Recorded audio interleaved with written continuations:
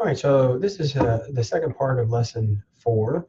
We're going to talk about how blood sugar is monitored, how you inject insulin, and also some of the statistics as to how many individuals are affected by diabetes, because it's going to be important as you go along and you work with clients who are suffering from diabetes. This first video has to do with blood sugar monitoring, the blood stick, finger stick, as people will do to measure their glucose. So pay close attention to see how individuals measure their blood glucose levels. All right, so this is the video that talks about the blood glucose testing of the finger stick.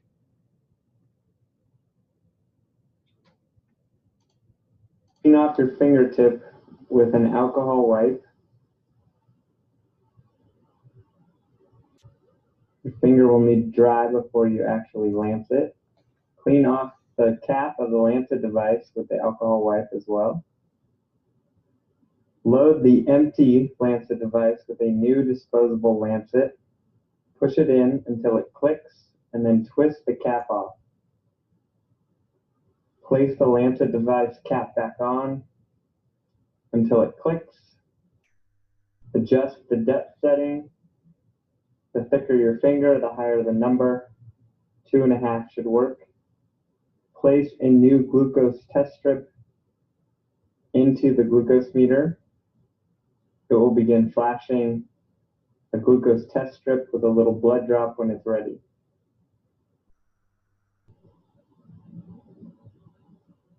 To prepare the lancet device, push on the back button.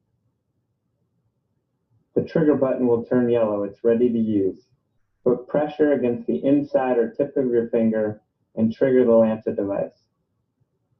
Push on your finger to make a little blood drop. Hold that blood drop. Hold the blood drop against the edge of the yellow strip. Blood will fill, and the glucose meter will beep, and if successful, read a glucose value. You're not done yet. Okay, so then you continue here with just putting the Band-Aid on it. But again, this is a way to make sure that the blood sugar levels are within normal values throughout the day. And if they're not, they either eat sugar or they take an insulin shot depending on what their blood glucose levels are. This next video has to do with insulin injections in your stomach. Some considerations on how individuals should provide or give themselves insulin shots. So pay close attention to the advice that he gives. Hi everybody, it's Bill from One Happy Diabetic. I just want to inform everybody here that I'm not a healthcare provider or am I a clinician, and any of the tips and tricks that you see here, you might want to consult your healthcare provider before attempting any of these. These are just some of the things that I've done in the last 19 years of being a diabetic that's helped make it a little bit more easy for me. But remember, always consult your physician before trying any of this at home. Take care and good luck. Hey everybody, thank you for coming on to my subscription here at One Happy Diabetic. My name's Bill. I'm a type 1 diabetic for 19 years. I'm going to show you today some tips on how to do an injection, an insulin injection in your stomach. I'm going to give you some key pointers that I've done the last 19 years that make it an easy, simple process. And hopefully, if you do the same things that I do, it won't be as painful as maybe it was in the past. All right? So here's my number 1 tip. My number 1 tip is this. This is a picture of me when I was 18. And the first tip to doing really any injection is you never want to do any injections in any muscles, okay? Because that's where it hurts, okay? So if I was going to do an injection here in my stomach, I want to make sure I do it right about in this area, somewhere half between where your belly button is and your love handles are. So somewhere in here. We don't want to do it anywhere in here because that's where the muscles are. If you do it in where the muscles are, it's going to hurt, okay? So that makes sense. So here's the second part of a nice little tip that I've done. If you're really scared or needle phobic, maybe an automatic injector might be better for you. But if you really are having trouble with some of the pain issues associated with doing your shots, you might want to warm up your shot area, or actually I should say cool down the area that you're going to do your shot in with an ice cube. I've heard from a lot of physicians that if you put an ice cube, on your stomach right where you're going to have that injection, it won't hurt. But here's how I do it. The first and most important thing that you have to do before you're going to do a shot is to relax. So I always breathe out right before I'm going to do a shot. And the reason why I want to get relaxed is because I don't want my muscles to be tense, because that's where your shot's going to hurt. So the first thing I always do is breathe in, and then I breathe out. And once I'm done exhaling and breathing out, that's when I do the shot. And another great tip is you always want to go quick and fast. You never want to go slow in with the shot because it's going to hurt a little bit more. So if you guys are ready, I'm going to lift up my shirt. I'm going to show you how to do an insulin injection. All right. Here it is. So can you see my belly? It's pretty fat.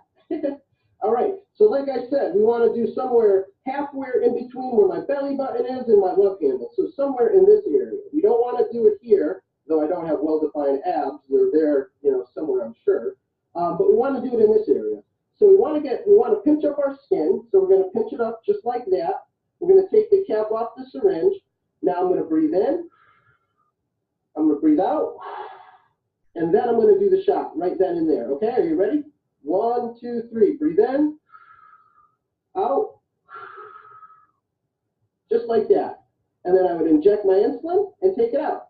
And guys, you know what? That injection didn't hurt me at all. I didn't even feel it. And one of the reasons was I went in fast and I didn't hit a muscle. So when you guys are doing injections in your stomach, remember those key tips I said. Don't do it in your abs. Do it where there's no muscles, and hopefully it will be good for you. So from one happy diabetic to another, good luck.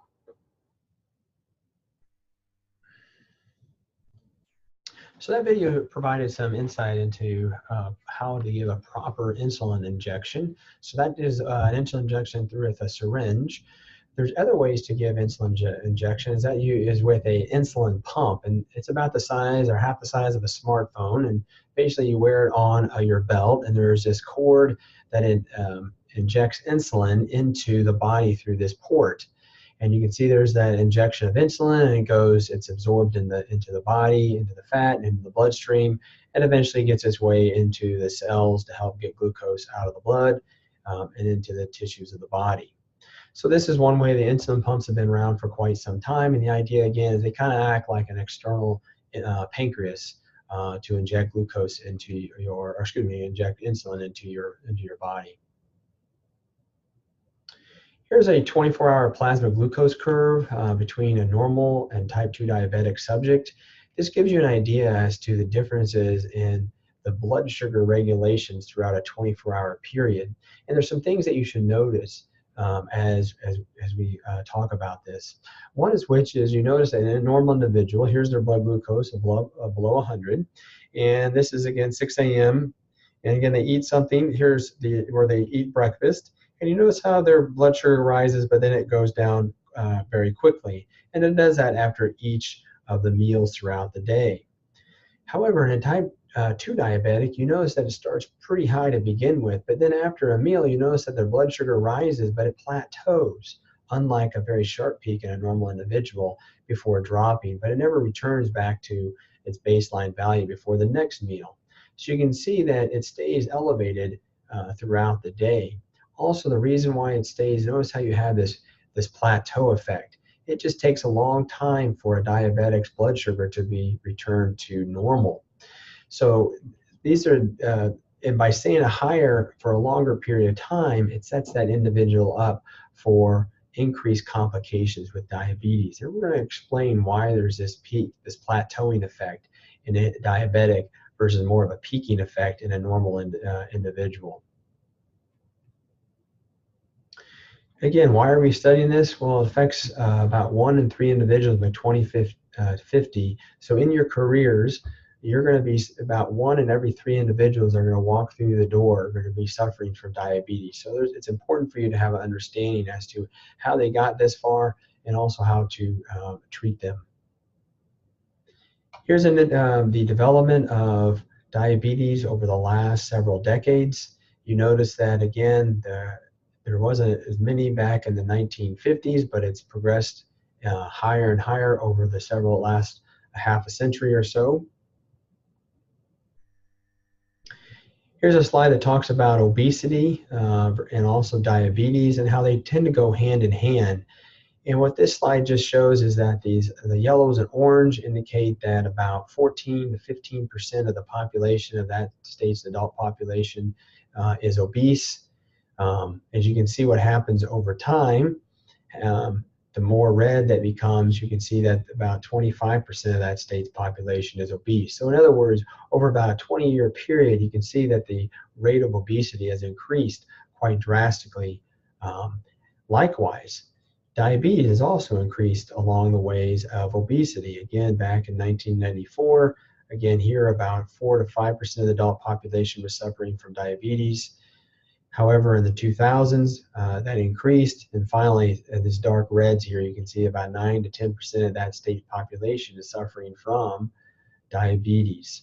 So, as the obesity epidemic increased, so has the incidence of diabetes in that state as well. You don't need to memorize these statistics, but just to drive home the point that diabetes affects a large number of individuals. 24 million people have diabetes and growing. Estimated prevalence worldwide is over about 210 million. About 5% of the world's population suffers from diabetes. Again, this is the known cases of diabetes. While there's a large contingent of individuals who are pre-diabetic and may or may not even know that they're pre-diabetic, setting themselves up for complications later on in life. Here's the global estimates and projections of diabetes. As time goes on, here's 1997 versus 2018 in terms of type 1 diabetes. But in the last 20 years, you can see the incidence of type 2 diabetes has risen quite drastically. Here's just a different type of the growth of diabetes throughout the world, depending on the region of the world. Here in America, you can see where we were in 95, then 2000 in the green, and then the orange represents in 2025 where we'll be. But you notice that regardless of the country, how the rise in diabetes has increased and will continue to increase. Diabetes continues to be an ongoing problem, especially as you age. You can see later in life, there's a large proportion of individuals later in life who are suffering from diabetes. Also, this is a breakdown of the different ethnicities and races and how it affects. It affects all individuals regardless of race. So it's something that you should be cognizant of as you work with different clients of different race and ethnicities. Again, diabetes, why we're talking about it is diabetes is the #1 reason for adult blindness, kidney failure, limb amputation, also a leading cause of heart attacks, strokes. It's known to be linked to a form of dementia, cancers, lung disease. It has an impact on so many different systems of the body. It really is something that as a whole body it can affect the individual. So it's important to really try to manage that diabetes and if possible, reverse the effects by reducing blood sugar levels through diet, exercise, and if necessary, medication.